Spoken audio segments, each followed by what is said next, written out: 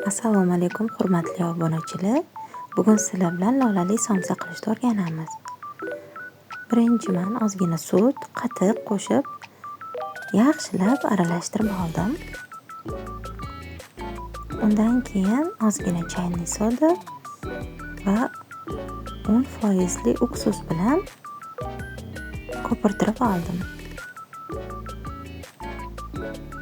Ustiga bitta tuxum chaqamiz, tuz va bir qoshiq mayonez ham qo'shib yubordim. Juda ham ko'mir bo'lib chiqadi shunda xamiringlar. Va unni elidan yaxshilab o'tkazib olamiz. Ozgina razrixlitel ham qo'shib yubordim. Margarinimizni xolodilnikdan olib qirg'ichdan o'tkazsak yaxshi o'tib beradi.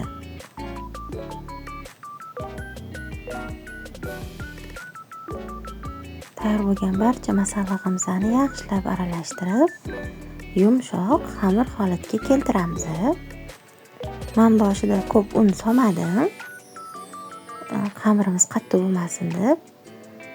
Mana shunda sekin-sekin qo'shib, yumshoqgina xamir qilib oldim. Xamirimizni yaxshilab mushlab, tayyor bo'lgandan keyin yarim soatga xolodilnikka solib qo'yamiz.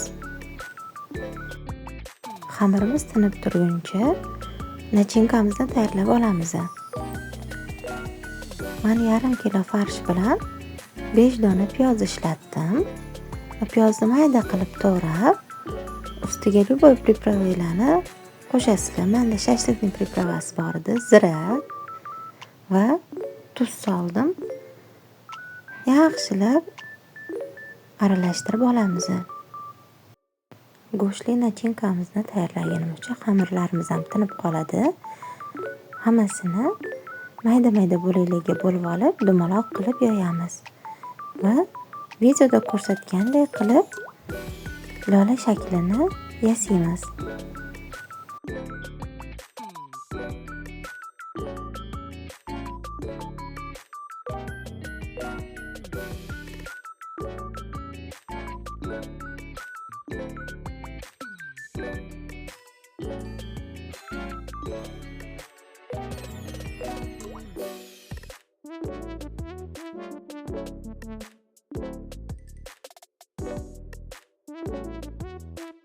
Barcha somsalarimizni tugib bo'lganimizdan keyin ustiga tuxum surtamiz.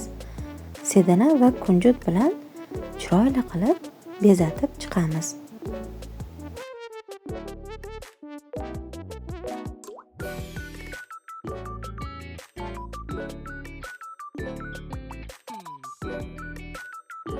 Somsalarimizni bezatib bo'lgandan keyin qizib turgan duxovkaga 40-45 daqiqaga pishirgani qo'yamiz.